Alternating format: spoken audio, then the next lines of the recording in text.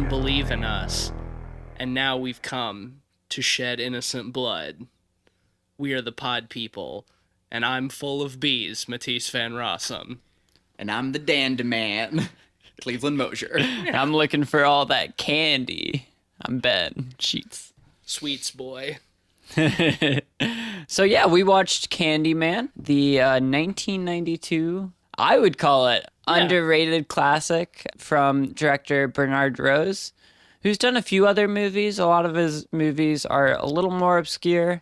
He did another horror movie called Paper House, I think, which was pretty popular in the 80s. He did another movie called Ivan's Ecstasy, which I really like, which is an adaptation of Shakespeare, all set in like sleazy Hollywood. But this movie, it's really interesting. It's going off of last week's episode, it's a Clive Barker story. Obviously, the movie itself wasn't written by Clive Barker, unlike Hellraiser.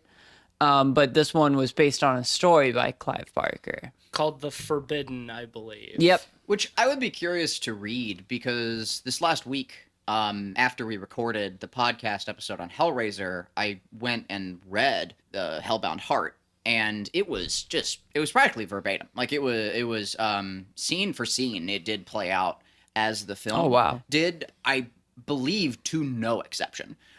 But it's still a very worthwhile read, even after finishing the film. I enjoyed it thoroughly. I want to make that clear. Like, that even right after watching the film and it being so similar, it was great because it did dig into the character's nuance. You get a lot more of Julia's, like, background. My point on this little aside is I'd be curious to see, because that was a Clive Barker novel adapted into film by Clive Barker, I'd be curious to know what the similarities are with Candyman and how much they remained. Yeah, it's really interesting because I think there's a lot of Clive Barker isms in this movie, but a lot of it is really subdued. You know, we're not getting the very visceral gore in quite the same way as we did in Hellraiser.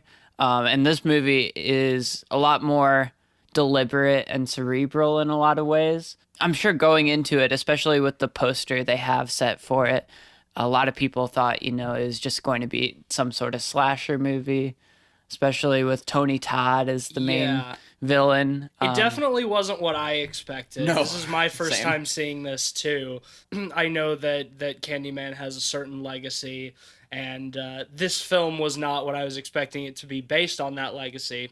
I did like it a lot. To your point, Cleveland, I know that since Clive Barker is a British writer, the story that this movie is based on is set in the UK, and it's much more about Same with Hellraiser, actually. yeah, it's much more about British politics, kind of, and sort of like worker inequality and shit like that, whereas the film adaptation is set in Chicago and is very racially driven. So I think that it's probably a safe bet that this is quite a bit different from the Clive Barker short story. I would think so. Definitely, I think worth looking into to see those differences in adaptation. I would be curious to read it. Yeah. One thing too, to wrap up on my point, my little thought about having read Hellbound Heart after. It did dig into the lore a little bit, and I was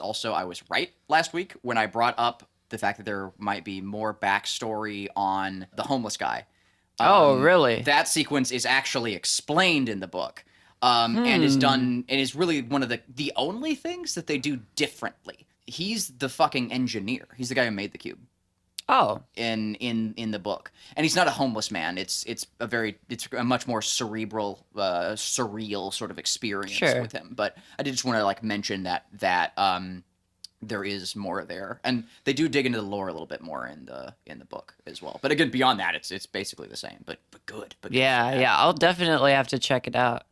But this movie was my choice this week, and I chose it because I think it is a masterpiece, and it doesn't really get the appreciation a lot of times that it deserves. I mean, there is a legacy behind it, but it's definitely like a second, third string classic as compared to your, Texas Chainsaws, your Friday the 13th, Nightmare on Elm Street, all that stuff. But I think It's in not, a lot of ways. It's not considered in the same tier. Yeah, definitely. it deserves appreciation in a similar way, because I think it sets out to do a lot of very ambitious things. Yeah, I agree, and I was quite surprised by that as well. Like when y'all were talking about it throughout the week leading up to it, I was under the impression it was a lot lesser produced film. I thought it was a much more like independently made movie. I didn't realize it was going to have the budget that it did, and the production value that it had. And that it really surprised me. I don't know what its actual budget was, but I think it definitely takes advantage of things like shooting on location, which I know you were talking about, Ben, that they did a lot of shooting in the apartment complex in the Chicago projects that the film is set in. And also just considering it's much lighter on effects than something like Hellraiser, and like the design for the Candyman and what, Tony Todd's costume. I think a lot of that lends itself to a lower budget film and being able to do a lot more with less, because it doesn't hinge so crucially on the effects like Hellraiser does. Yeah, I think too. I have an answer for why. I think it's not. It doesn't sit in the same, or it doesn't sit at the table with like Nightmare on Elm Street and the others. And that's that its demographic appeal is much smaller. An exclusively cerebral horror movie like this one, I think has a smaller audience, especially for when it came out in '92. And considering how subdued it is in the first half as well, how little action or gore or even really horror there's so much world building.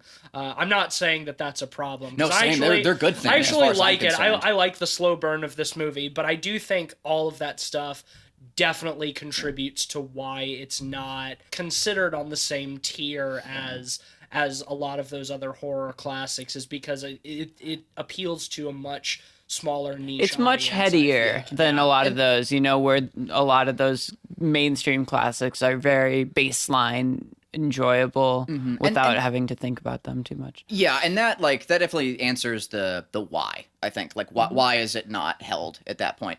But to answer the question, does it deserve to be? I'd say it does. I'd say it's quite good, and it should be. It's, I think, become better with time as well, I would guess. I think that the framework and the audience ability to appreciate and take in more cerebral content has improved, and I think that it's a great time for a remake of it. Yeah, definitely. Well, before we get too into themes and stuff, I should probably just quickly explain the plot briefly so people are completely in the dark. So, a pair of doctoral students are working on their thesis on urban legends, particularly the Candyman myth about this slave in the 1800s who had an affair with a white woman, and he was killed, but it was in a particularly gruesome way. The mob. He was killed at the hands of a mob. They lynched him. He was the son of a slave who was raised in high society and was an artist. And when they found out that he had been having an affair with the daughter of one of his clients, that client hired a mob to hunt him down, cut off his painting hand, and they smeared him with honey and sicked a bunch of bees on him, and they stung him to death. And to clarify, while the term affair is accurate, it would also be important to say fell in love with. Yeah, definitely. Sure. Yeah. They learned that there have been quote unquote Candyman killings in Colibri Green, which is one of the roughest housing projects in Chicago. Or was at the time. Yeah, and it's a location that they actually shot at location at, which is really impressive considering, how dangerous it was at the time, and how, there's a sort of fearlessness in shooting in location in areas like that, The lines between reality and urban legends start to blur as they investigate further, I guess you could say. But going off what you were saying, Cleve, you were saying this movie is ripe to be remade, and I totally agree. Recently it was mentioned that Jordan Peele is writing a remake. I don't know for sure if he's directing the remake. I believe he is. Yeah, I hope so. Writing and directing, because the perfect person to do it. Also, well, because what I was reading after we watched the movie is that they've already got a cast and principal photography is starting. Yeah, I actually heard yesterday in these next couple that months. Lakeith Stanfield is playing the main character. Fantastic. He's not Candyman, but he's still the main character. Great. More of him always. What has he been in? I know that name. He's in Atlanta. Sorry to bother you. Oh, he's great. Yeah. Oh, perfect cast. Yeah, it's awesome. Excellent. But it's cool how Jordan Peele is working on this movie, because in a lot of ways, I think Get Out was kind of influenced in a way by Candyman. Oh, certainly. I mean, the commentary is not too dissimilar. The commentary is similar. Well, I mean, in that it is racial commentary. Yeah, and no one can do it better. know, during all of Virginia Madsen's, our main character's scenes with Candyman, she was hypnotized on set. So that's why she is way off every time we see them together. Slow down. Tell me more about that. Yes. So she had a hypnotist on set, and she would get hypnotized every time Candyman appears in the film. Fucking what? That's awesome. And that's why a lot of times when you see those scenes with her, she's like frozen almost. Oh, shit, and you see her tearing up at times. And it reminds me of the sunken place in a lot of ways. Yeah. You know, the hypnotism scenes in Get Out. Yeah, absolutely. And I just think that's such a cool idea to play with. You know, it kind of blurs the line between reality and fiction in a lot of ways, and at least in performance. God, what an awesome extra mile to go to. Yeah, absolutely. Wow. The thing I appreciated too is it's such a slow burn in the first half. They really take their time developing the story. I wouldn't say it's all just exposition. No, not at all. It really builds the world and kind of sets the pace. Well, they spend so much time explaining the urban legend of the Candyman. Legends plural too. It's important to note. Well, I mean, that's sort of the nature of an urban legend, is that it mutates depending on who's telling it. But they spend so much time developing that without actually showing us anything that's happening. It's all just the investigation, and I think that is really strong, especially when you get the part midway through or close to midway through when it's revealed that this gang lord in Colibri Green has sort of adopted the legend of the Candyman as his own, and that he himself is responsible for a lot of those murders and things that have been happening because he styles himself as the Candyman and he kills with a hook. Yeah, he's taken on the moniker. Right, Yeah. exactly. Which I think was a twist that I was not expecting and that I thought was awesome. All through that, we still have not seen the actual Candyman. It's after our main character, is able to put the guy in jail through her testimony that then the real Candyman finally makes an appearance. And the cool thing about it is there's such a level of skepticism towards Candyman being real through the majority of the movie. Right. You know, even in the later half of the movie when we do see the actual Candyman, it's only in Virginia Madsen's perspective. Outside of her view, Candyman is not real. You know, it's a vision. Yeah, it's almost a mind virus in a lot of ways. I would compare it in a way to Freddy Krueger, except you know it's waking thoughts rather than dreams. Would you compare it to the Slenderman? I would actually say that the biggest comparison you could make, and it's kind of y'all might groan at this, but it's the Phantom of the Opera in a lot of ways. Like he acts as that. Explain. Yeah, explain. Well, it's like the love interest ghost. I mean, it's just as simple as that, really. But the Phantom of the Opera isn't like a thought form. Like he's a real person. He's a man. But just because he's the quote unquote villain who the protagonist kind of falls in love with, okay, well, okay, you just like the macabre, kind of more in the feeling of it. Like, sorry, no, Okay, it's not. in the Sorry, tone- because the the tone, Phantom in of the the tone. Opera is not Okay. a literal phantom. Yes, Okay, like, no, all right, of course. no, okay, but now I'm following. But you, like, now I'm following. it's still a love story between her and a quote ghost unquote. It just in this scenario, it's a literal ghost. Yeah. Like it is an actual phantom. Their romantic relationship is one of the pinnacle aspects of the narrative. It's really interesting how Candyman is presented in this movie. I think Tony Todd playing the Candyman is such an imposing dude. He's so good. Great. And to learn after watching this movie that they originally wanted to have Eddie Murphy in that role, and they literally could not afford Eddie Murphy. Thank God. I couldn't have afforded to see Eddie Murphy. Eddie Murphy would be way too short. Can you imagine what this movie would have been with Eddie Murphy in that role instead of Tony Todd? I literally cannot even imagine it. It instantly becomes a joke to me. Yeah, like It immediately becomes Vampire in Brooklyn. True. That's so true is the thing. Like Eddie Murphy is maybe the least imposing individual on the planet. So much of what makes the Candyman such an effective character is how spooky Tony Todd is. And I mean, Eddie Murphy has a history of playing comedy roles. So he's known for making people, laugh and enjoy themselves. Right. And to have such a somber character being played by such a that's the thing. I can't comic imagine actor. it. I can't imagine it. Imagine not just like him as Eddie Murphy appearing in the parking garage, but imagine the Candyman as Eddie Murphy suspended on strings and flying out through the windows and stuff. I mean, even with Tony Todd, that moment was pretty funny. That's my point. Those bits are pretty great. Honestly, though, like just to note those moments real quick, where like the Candyman like haunts her and he's like being suspended on strings. He's just like straight up like pulled on a string through the window, like, and they were hokey. I loved them, I wouldn't want them changed for anything. No. Like they're great. The nice thing about them is I give them a pass because they're all in her head too. In a lot of ways. That's a good point. It's all projection. They're limited by her imagination. Yeah.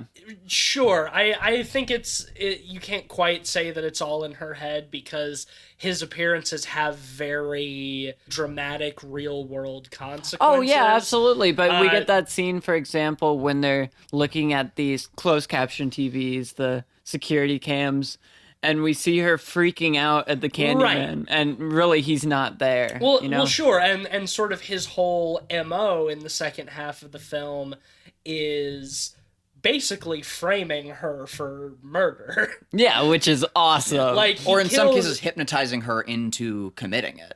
I don't think I don't know. She ever actually kills anybody. The nice thing though is it is so ambiguous as to whether she actually does it or if he's doing it and she's catching the blame for it. She is, I mean real life, either way, like during those scenes. Yeah, that's what I'm saying. Like, for instance, like when she wakes up and in the house, and there's the blood everywhere, and like the dog has been killed, and she's clutching the knife. Fantastic scene, by the way. Maybe my favorite scene. When the film really like kicks off. Yeah. Like that one. Like it's possible that she was hypnotized and she killed the dog there.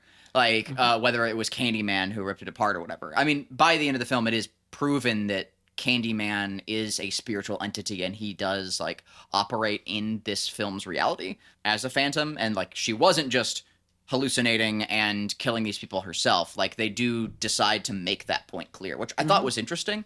I think a lot of movies, like especially today, would have left that point ambiguous. They would have been like the credits would roll and you would be wondering, was it all in her head or was it not? And yeah, I think it's pretty decisive when she's in the insane asylum and she's talking to the psychiatrist and she looks in the mirror and says Candyman 5 times, and then the Candyman comes up from behind dude and like rips him in half with his hook. Yeah. I think at that point it's like, okay, yeah, it's definitely not her just being hallucinating the Candyman and killing people. Also, that the baby is still alive. Yeah. That True, means yeah. that like the Candyman was feeding the baby because she was like in prison or For she like a was, month, or yeah, in the psych ward. Sorry, and the baby was alive. missing. Yeah, It works so well in the idea of urban legend, though, because a lot of times, you know, you can give a healthy amount of skepticism to any urban legend that's out there. You know, you can look at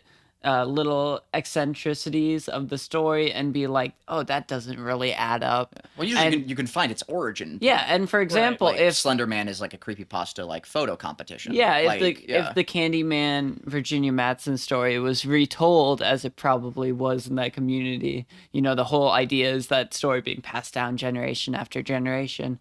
Those details would come up and those would either prove or disprove Candyman to a lot of people. right. And I think that's such an interesting way of presenting it. I love it. Right now, I've finally got my hands on. Thanks for lending it to me. The latest Sandman that came out in 2015, graphic novel. I definitely wanted to bring up the comparative between Gaiman's work and this movie. Mm-hmm. I'd love to know if Clive Barker and Gaiman are like buds, or you know, like they're both being British like horror like or dark writers. Like I feel like they would exist in a similar bubble. Yeah, I could see that. So I'd like to look more into their potential knowings of each other, but. Regardless, I do see a lot of strong comparatives between Gaiman's work and Barker's work. Sandman and then subsequently American Gods. I'm going to stick with Sandman, though, because that came out before. I think the first Sandman was in the 80s. Gaiman was writing about thought forms. And he wasn't the first either. I mean, that like comes out of like Tibetan Buddhism. But that idea of an entity gaining power just by being believed in is one of my personal favorites, and I've always loved it in Gaiman's work. So it was fun seeing that interpreted in I thought that was cool. Film. I thought that was cool as well. I like that. That's why we don't see the real damn it, the real Candyman. The Sandyman. Sandyman. We don't see the real Candyman coming for Virginia Madsen until after she has gotten the false Candyman arrested, because that dude was keeping the urban legend of the Candyman alive and fresh and keeping people believing in it because he was committing actual crimes that people were attributing to this boogeyman, and she, you know, effectively ceased that. You know, she even told the little boy who'd been helping her, been showing her around, like, Candyman's not real, you know, he's just a story. Like, that was just a crazy guy. And it's after that the Candyman comes from her, because she's making people stop believing in him, and therefore he is losing power and will cease to exist if people don't believe in him. So I haven't read any of the Sandman stuff, but I have read American Gods, so I did definitely see that that comparison between having to be believed in order to exist and have power, and the less that people believe in you, or the less you exist. So I think that is a cool concept for a horror villain, and one that I was not expecting for this movie. No, me neither. I wasn't expecting Sandman to. God damn it! Now I'm gonna do it the whole podcast. I'm so sorry. Yeah, it's all your fault. The Sandyman. I wasn't expecting Sandyman. Candyman to be a thought form villain, so I think that's very cool. Yeah. Especially the way that he's portrayed for the rest of the movie. You know, with that in mind, and the way he behaves and interacts with Virginia Madsen, and it's all in service of getting people to still believe in him. Yeah, and not to get too subtextual with it, but I think it's interesting telling that urban legend story in reference to the Black community and kind of collective trauma in a lot of ways. Right. From the lasting impact of slavery. And you see it in the Candyman mythos itself, you know? And I think, in a way, it's interesting because Candyman, unlike most slasher villains, you know, whether it's Michael Myers, who's just, you know, a psycho killer, or Freddy Krueger or Leatherface, where they're kind of just demented perverts. Candyman is really kind of a tragic slasher villain in that, you know, he's more of a victim of his situation, an unwilling victim of the situation more than an active cause of it. Yeah, his backstory is very legitimately like tragic. Yeah.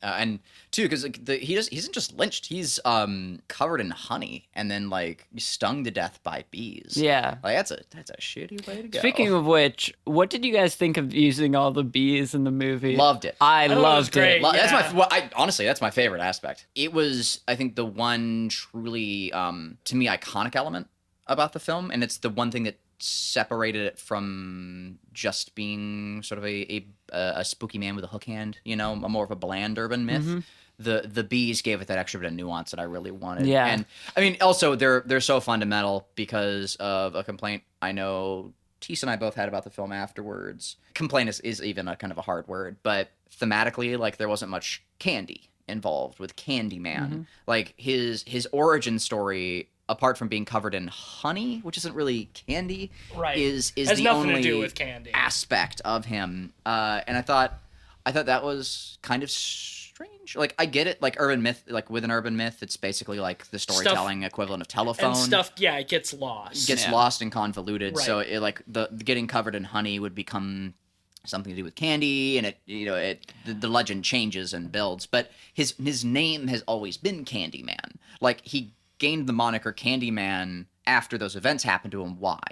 Is, I guess, my only real question or complaint. And even though it's not really a legitimate complaint, because the bees are cool, and I prefer it to candy. And I agree for the most part, especially when they have a couple times where they have candy with razor blades in it and stuff in the movie. Yeah, it's really only that one time when she's investigating the apartment building, right? If anything, if I were to guess why he was called Candyman, is the white mob that slathered this dude in honey and got him killed by bees, jokingly called him Candyman afterwards because he's candy for the bees. Yeah, I could see that. I just wish they would maybe explain. Make it a little more A little clearer, and Yeah. not us have to try to figure out why he's called the Candyman, because, like, when you're an iconic villain like that, ultimately it doesn't bother me too much just because of the nature of the Candyman as a horror character, but it did bother me a little bit.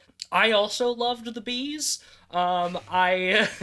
I really liked the very beginning of the film where you get the opening shot of just like a bunch of bees just like crawling all over each other, and you have Tony Todd's voiceover narration, and then it cuts to the shot of the Chicago skyline, and that there's just like a huge swarm of presumably bees that's so massive that it's higher than the Willis Tower. Like, that imagery is fucking awesome. Yeah, I agree. And it's really great thematic imagery too, for like his legend hovering over the city. That's a great opening shot, to just have the city like consumed in bees almost. It's cool too, because the metaphor, I think, goes even deeper than that. Like, it doesn't just act as like he's a looming shadow over the city, but the bees themselves, bees operate on a hive mind. They act as a singular collective entity, but each one is a story in of itself. And so he's this being that is built around he all these requires beings. that collectivism too, in order to exist. Yeah, no, the idea of the bees is very cool. It's awesome imagery. I'm very much here for it. And some of the stuff later or towards the end of the movie, in the climax, when she's gone to his sort of like ghetto cathedral, and we get those shots of like both of them like covered in bees, with like Tony Todd with like bees coming out of his mouth, like, and like real bees too, like that. It's incredibly impressive. I know which one of you was saying that they bred special bees. Yeah. So apparently I saw that apparently Virginia Madsen was allergic to bees.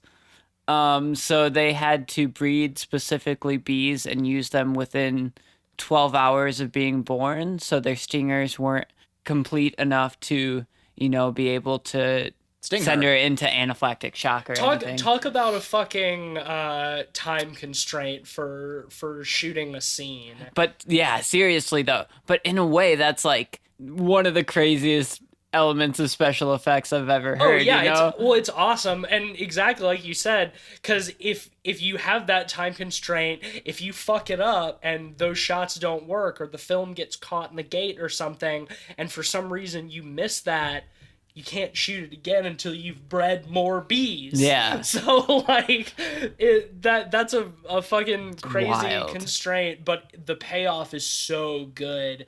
And also like huge props to both of those actors, but especially Tony Todd, like having the bees in his mouth. Imagining that gives me the heebly-jeeblies. Yeah, like, that shot of like his rib cage. oh yeah, full when of he opens bees. his coat and he's just got an exposed rib cage full of bees is extremely Fantastic. cool. And yeah. there's just a wonderful layering to with the way his appearance is addressed, because it begins as like he's this phantasm, and then we see him and he looks like just a man with a hook, and then that it's flipped again when you see the bees inside of his chest. Yeah. like which is wonderful. Like, and I really Well, appreciate that. what I love too is like one of the best things about him is the vocal effects that Oh, they use yeah. for him. Like Killer. his voice is so good and booming and imposing, Like present day, I mean, those are impressive effects. but also like it has an undertone of like buzzing to it. It's like you're getting, when he speaks, you're getting the buzzing of the bees inside his chest cavity. They will say that I have shed innocent blood. What's blood for, if not for shedding?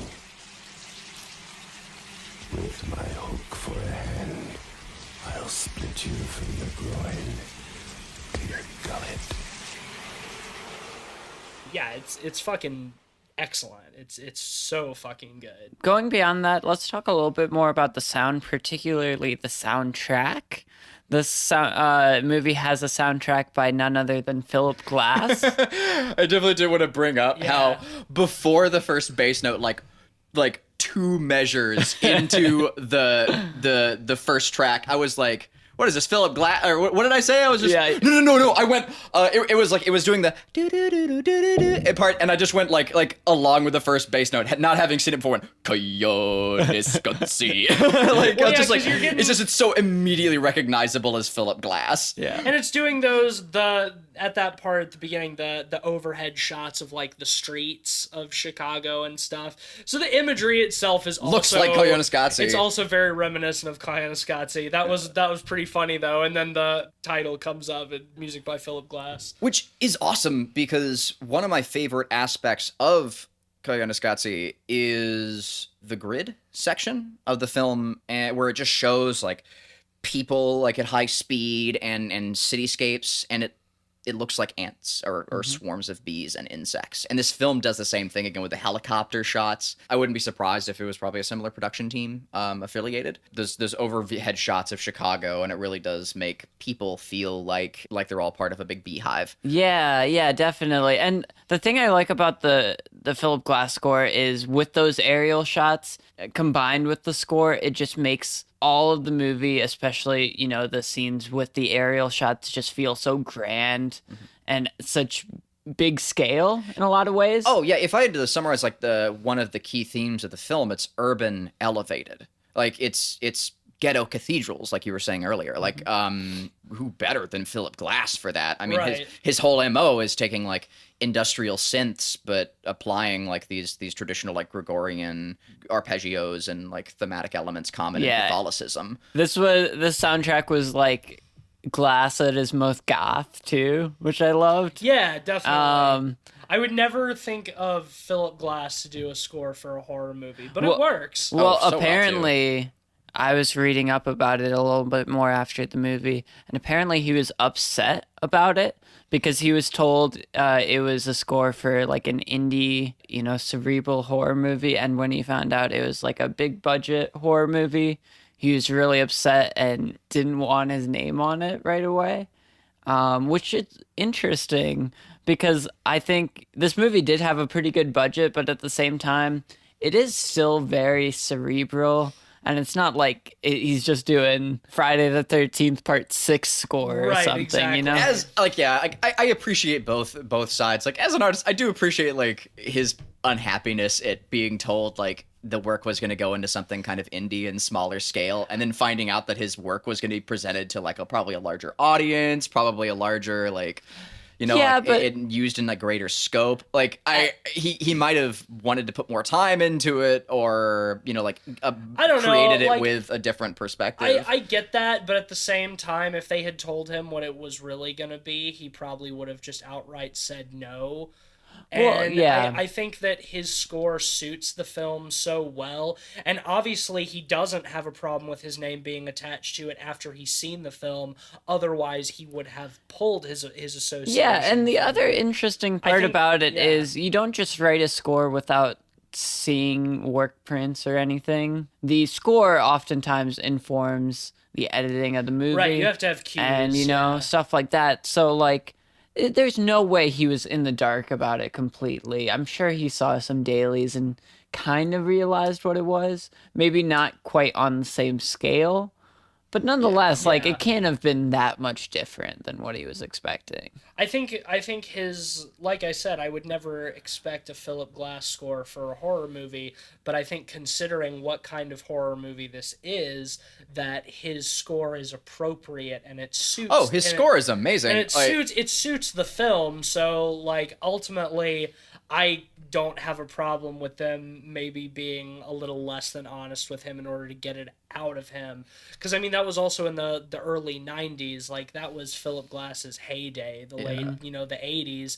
So he would have been in really high demand. And I do think that if they had told him what they were doing with his music, that he probably would have. done something different, and that's my point. Is that we Or- will never or- know or what just that would not have have sounded done like. it. refused. Yeah. That's Yeah. what I. That's I what think I is would much more have likely, guessed, yeah. is he would have refused. I wouldn't, in much of any circumstance, I wouldn't really condone like lying to like like an artist you're hiring out. Is just my only bit. Like if it can be taken as that.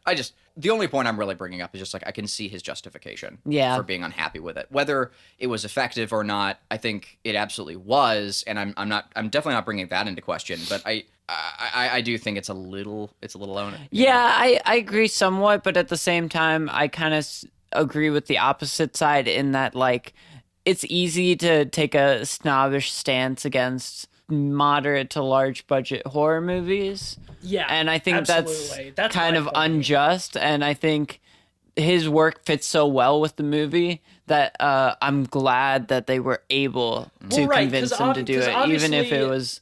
Obviously, they thought his music would be right for the film, and that by the end of it, he did too. Otherwise, he would not have had his name attached to it in the end. And he does. And I agree with Ben 100% that, especially at that stage of Philip Glass's career, and considering what kind of artist Philip Glass is, I can 100% see him looking down on a genre film and not wanting his work associated with a genre Which is film. interesting because like it And I- barely classifies as a genre film, which I guess is a point you've already made. But Yeah, I mean, it is very rooted it is a cerebral film. Like in- it does work with Philip Glass quite well. For It's all very those- for all rooted those in the reasons. horror genre at the same time, and It's a genre film for sure, but it is not your average horror film. that It's would have been definitely a coming out unique in take. late '80s, early '90s. Yeah. Yeah. So for that reason, I can see why they kind of had to. I don't. Yeah, I would wonder if it was even a lie or a half truth the way it was expressed to him. I'm sure like in that phase of the development, they were looking at that film as indie or as something more cerebral. I wouldn't be surprised by that, considering how cerebral the film is to Yeah. begin with. So Yeah, I don't think it's probably like a misstep in production, not anyone's fault, I or don't anyone think what like they trying were- to lie to their artists. I don't think they were being malicious, but No. I think they were taking into consideration the stigma behind of horror films in general and who they were working with. Because I mean, especially throughout the 80s and into the 90s, like horror has a stigma as being lower class, lower brow. And I think that is unfair, obviously. And I Yeah, we don't wouldn't be here otherwise. I don't think it has the genre has the same kind of stigma these days as it used to, at least to the same degree. Yeah, I totally agree. And I think in a way, this movie is kind of one of those horror movies that's about horror in a lot of ways. Oh, sure, it's incredibly much meta. like, New Nightmare or Scream or something like that. Right. It's also commenting on the nature of legacy of horror and how, these stories are passed down and kind of what makes horror what it is. That in itself is why, it's crucial to get someone beyond just a genre horror score musician for it. Right. And I really appreciate Philip Glass in it. No, I agree with all those points. I will say, I think Philip Glass score works better as the movie goes along. At the first half, it feels very grand, but the story is very contained. Oh yeah, I think I mentioned that while we were watching the film. I was like, while she's doing all of her sleuthing, she's in urban areas. She's just like going into rooms, asking people questions about the Candyman, and then in between her going from A to B, suddenly the camera pans out and the helicopter, in these helicopter shots, and Philip Glass is playing with the sort of stuff, and it's like, whoa, this is really epic. What's going on? That's so epic. I don't understand. And it's setting the tone for the rest of the film, but at the beginning, no, it feels kind of displaced. It's like, the movie grows into the music as it Absolutely. goes. Yeah. I don't hate it for that. Like, No, me either. I enjoyed it, but it was kind of comedic. Like at the start, I was just like, what's going on? Like, why is this so epic? Yeah, the grandness of the score seems almost at odds with the smallness of the story at the beginning and how subtle it is. But it still works for me as a whole for the most part. There are a couple more things that I want to unpack before we get too far. I want to talk about the location a little bit more. Yeah. How they shot on location. I think a lot of the authenticity of that set just worked so well because it was lived in a lot of ways. Yeah, well, I mean, it really is an ideal filming location just because, like, just the wear and tear on it and all the graffiti and the tags and stuff like that. Like, that's the kind of thing that it takes so much work to build a set like that.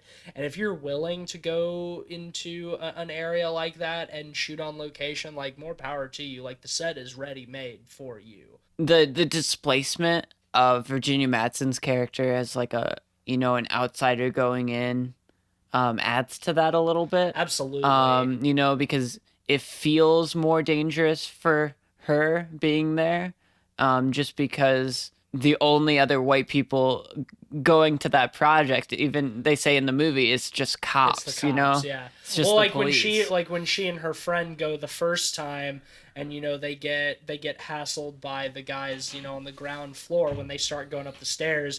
Those guys like whistle up the steps like cops coming up the back. Even though they're not cops. But yeah, you're exactly right.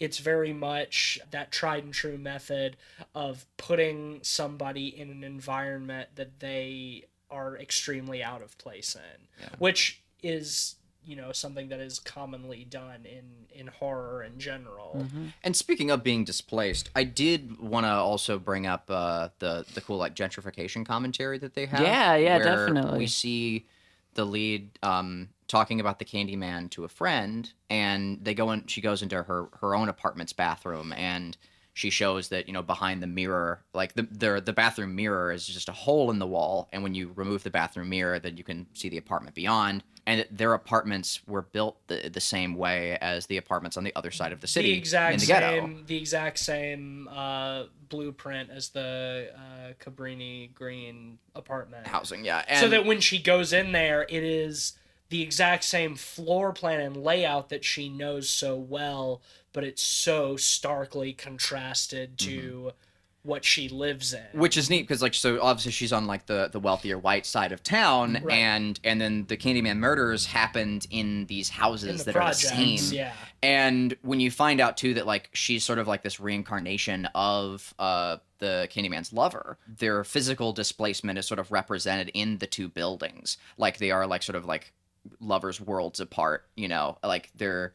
it's sort of like the two buildings sort of represent that same like dimensional polarization. Like, and I thought that was really neat. Like, it's a cool comparative. And apparently, what I was reading is that Jordan Peele's Candyman is going to take place in the same location in Cabrini Green, because that area is apparently now quite gentrified. Oh my God, that's so cool.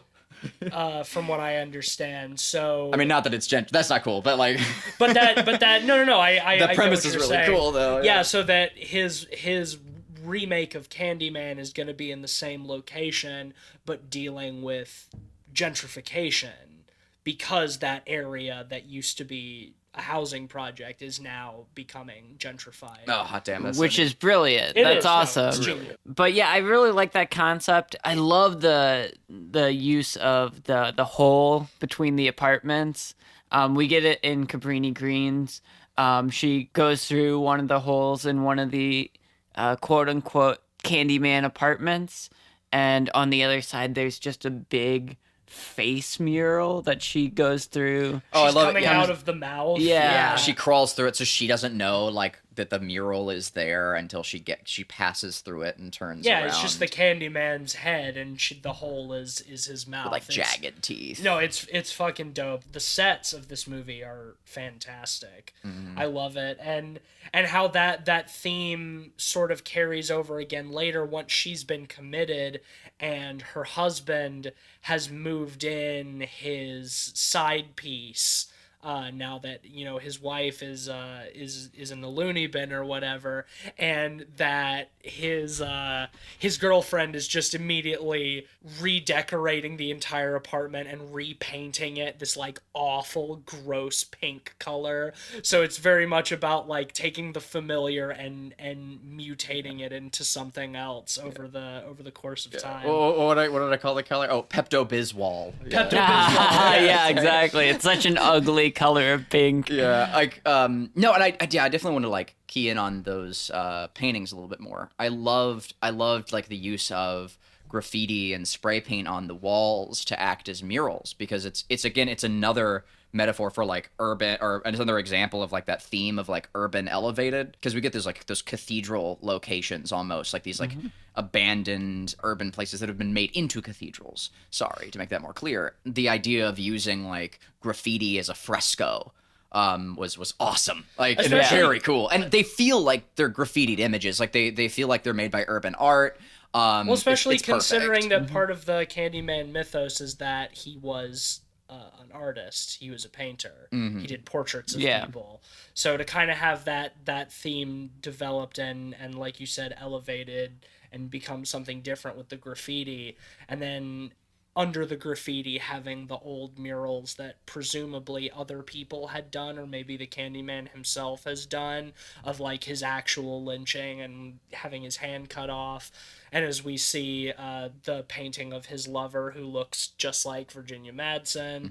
I do think that for those sequences where you see like the paintings beneath from times before, I wish they'd been a little bit like better quality, because like they still like the faces weren't very well painted and stuff. Yeah. And, like, I was kind of wishing like they'd been a little bit better, but it's a minor. Yeah, complaint. yeah. They do match like the graffiti. They do match like artistic technical ability, which isn't very high.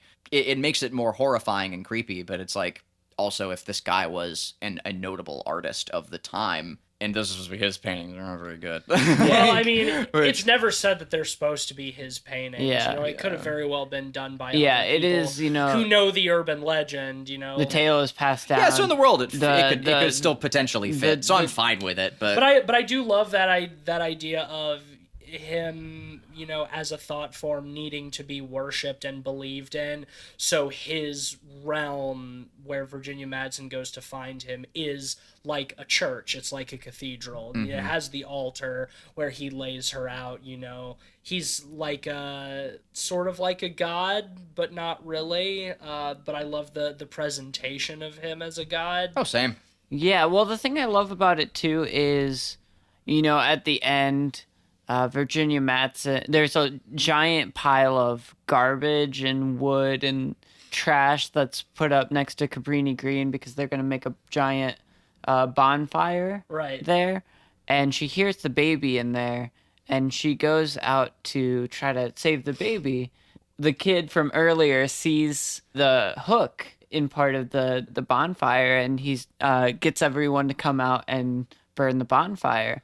And so, Right, because it thinks the Candyman's in the pyre. yeah, in a lot of ways, Virginia Madsen is stuck in there while they burn it down. And in a lot of ways, the tables are turned because she gets to experience the mob of people right, unjustly exactly. killing her in not the same way, but in No. Well, and know, also they don't know that she's in there, But yes, the parallels are very apparent. It's her Joan of Arc moment, It's her moment of martyrdom, where she goes in to save the baby, and it ends up costing her life. She brings the baby out, but still dies because of her burns. And then we see at her funeral, where it's just her husband and the priest, and then the entire community of Cabrini Green shows up, so it's like the worship of the legend is continuing. And I love how that the last shot of the movie where the credits roll over it is the new mural of her as like a sainted figure with like fire for hair. Yeah. It's extremely cool. Well, and then the interesting thing is, by her almost escaping the fire, she crawls out to give the baby back and then dies on the ground in front of everyone. Right. She cements her place in the legacy of the story of Candyman. Exactly. So she lives within that story, and know, they can in finally the same... be reunited. Well, and that's why when her husband at the end is in the bathroom and says her name 5 times in front of the mirror, that she is able to Helen, that's what it is. Helen, yeah. that she comes for him and brutally murders him, gets her vengeance finally. But like you said, because she is now cemented in the urban legend of the Candyman, so she is a part of that thought form and its power, which I thought was a really nice way to tie off the film. Yeah, it's really nice little bow. nice conceptually. The Helen thing in practice was a little corny to me. Oh yeah, her makeup but it wasn't... really didn't bother me all that much, because I think conceptually, from the idea of legacy, it works very well. And it's short, like it's just a single shot. Short, if it had been longer or more drawn out, like it would have been really bad and problematic. But no, for as quick as it was, I think it was fine. Yeah. Actually, I think that brings up my last point, and that was, this film is cerebral in concept, but in execution, it's a horror. Not a slasher film, but it's a monster movie. I really appreciated that about it. I had to think about it some. If it had put the spotlight on its cerebral elements more, I think it would have felt like it was up its own ass. And I really appreciate that it has like a pretty direct approach. And I think it's one of the film's saving graces. Yeah, and I would give credit for that for two aspects. I would give it to Tony Todd for a fantastic, imposing Candyman performance, just incredible. And I would give that credit to the atmosphere and set design of everything. Between Cabrini Greens and even some of the side locations. For example, there's a side story where the kid explains that a kid was killed in one of the bathrooms near Cabrini Green. Like he had his dick cut off or something. Right. And was murdered in there.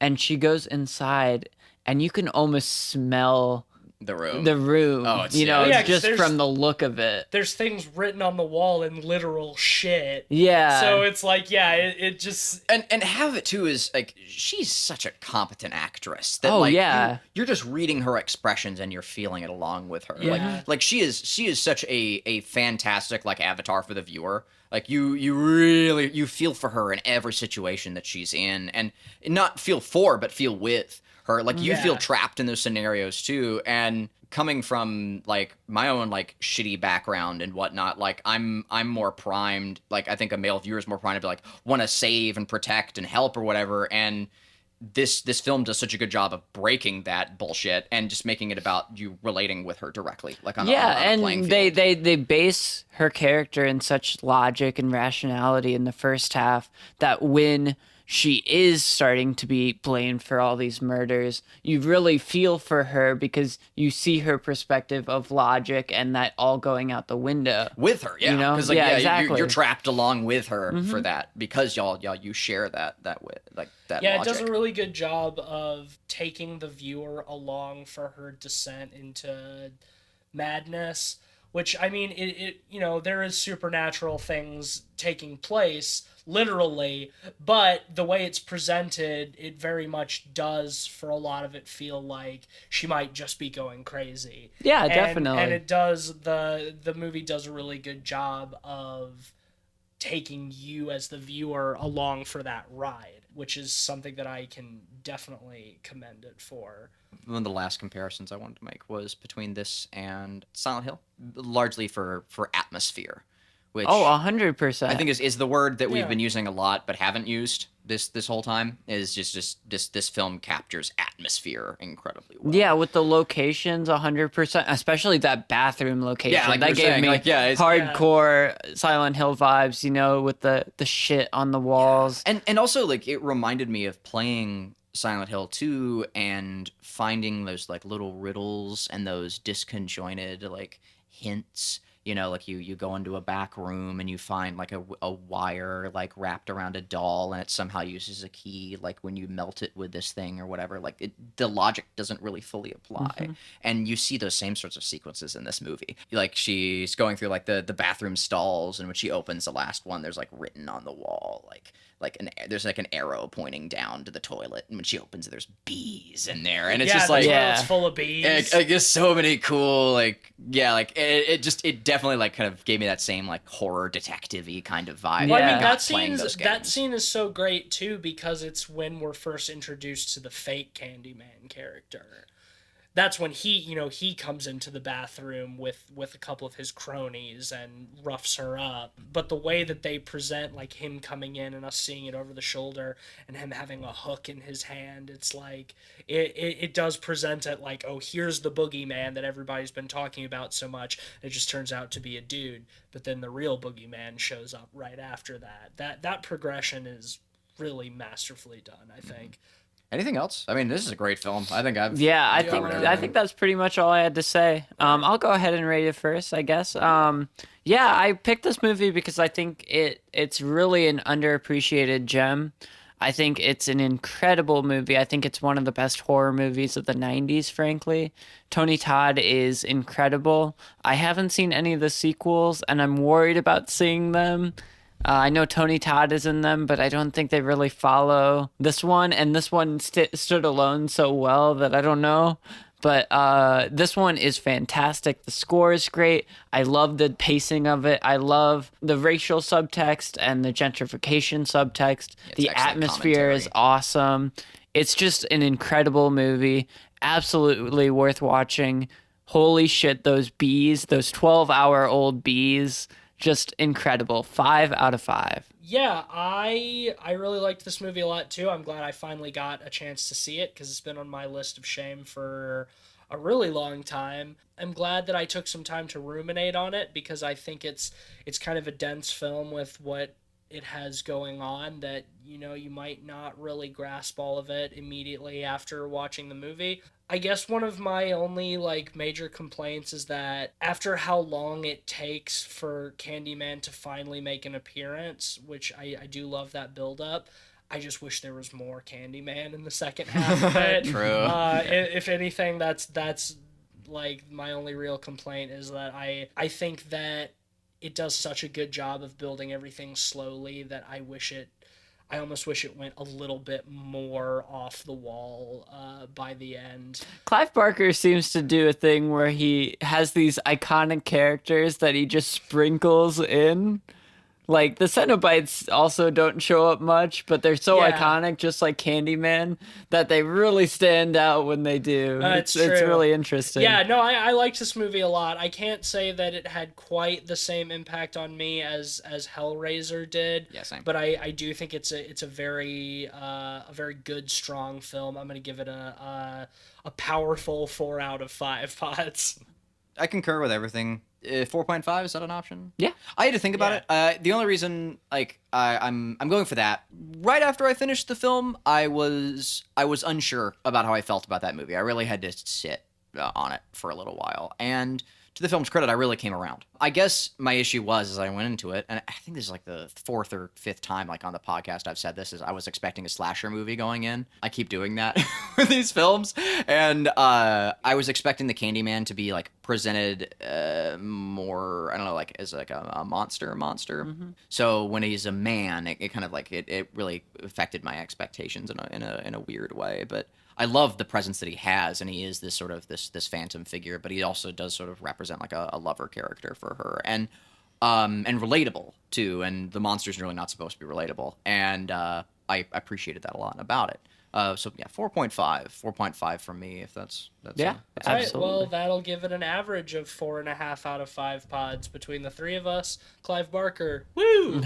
You done it. But before we wrap up completely, it's time for a word from our sponsors. So we don't actually have a sponsor today, but What are you talking I was thinking about it, right? You know how like last episode, like Clotilda got like ripped into a nether realm, you know, or whatever. Sure, yeah. Yeah, or something. totally. I don't know. Something happened to Clotilda. I don't remember the specifics. But I was thinking if we let this episode just be sponsored by Clotilda, it could bring her back as a thought form.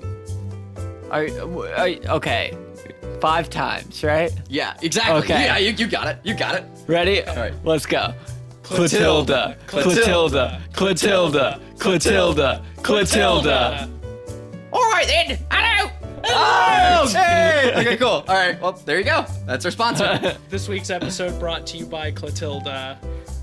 All right, that'll bring us to the end of our episode on Candyman and wrap up our 2-episode Clive Barker retrospective. Next week, it's time for the Velvet Buzzsaw, right? Yeah. Yeah. Which I still know nothing about. I know have been avoiding the trailer for I didn't it. watch the I trailer. saw one thumbnail and the art looks rad. Yeah, all I know is it's Dan Gilroy, the guy who did Nightcrawler, doing a horror movie with Jake Gyllenhaal. Want it. Yeah, I on it. am very excited. I'm here for it, and so we'll be talking about our second film of 2019 next week. Shit, that means I need to watch Nightcrawler. I still haven't. Oh my god. Oh my god, I you're know, in for a I know. treat. You're in for a treat. Yeah. I'm jealous, honestly. Nightcrawler's fucking awesome. Hey, one of my should I favorites. watch Nightcrawler before I watch Velvet Buzzsaw, or should I go in for a different perspective than you guys and not watch it? Honestly, it's up to you. Nightcrawler I'm definitely is gonna such watch a it. treat. Like I heard it's an that, amazing like, movie. I want to see it. Yeah. But should I watch it before Velvet Buzzsaw or after? Maybe just to get a different perspective. I'll wait. Yeah, I mean, Well, whatever. it's up to you. I mean, I think it's going to be its own movie, so Yeah. like having that insight might be interesting, but it's totally up to you. And You guys I'm, already have that I'm insight, so- honestly Yeah. jealous That'll be that kinda you cool. get to watch Nightcrawler for the first time. I'm excited about I it. love Nightcrawler. But anyway, that'll bring us to the end of this episode. If you like the episode and want to support us, take a few seconds out of your day to leave us a nice little rating and review on Apple Podcasts or wherever. You know, hit those 5 stars, bring us up in the numbers, make us a more powerful thought form. Yes. We can't exist if you don't believe in us.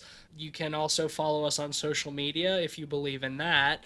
On Twitter at PodPeoplePod, or on Letterboxd at letterboxd.com/PodPeoplePod for our whole back catalog and all the films we talked about on the show. Yada, yada, yada, you know the spiel. You can follow me on Twitter at Mr. Van Awesome. And I'm at Mr. Sheets. Send me all of your hot takes on horror. I think next week I'm going to start a new segment called Ben's Contrarian Corner, where I throw out one horror-themed hot take and we discuss it a little bit. So I need more content, guys. Please send that my Send in way. those hot takes. As you know, I'm on ArtStation as Cleveland Mosier or Iron Prism, and Also, yeah, keep your ears to the rails for more It Stares Back news as we continue to progress. We are inches away now. Oh, yeah, and if you like thought forums, also check out Castle Battles if you haven't seen it. We got one of those in there, so that's kind of fun. Yeah, that's true. Yeah, so there you go. Available on the App Store and Google Play Store and Steam. Yeah. Anywhere else? I think that's, Google Play Store, Apple App Store, Steam. Yeah, those all three. right. Those are the magic three. It's a Castle cheap, Battles. It's a fun, cheap game. Worth it. Worth Yeah. it. All right. Well, thank you as always for listening. And until next time, keep your bees clean and healthy. Candyman, Candyman, Candyman, Candyman.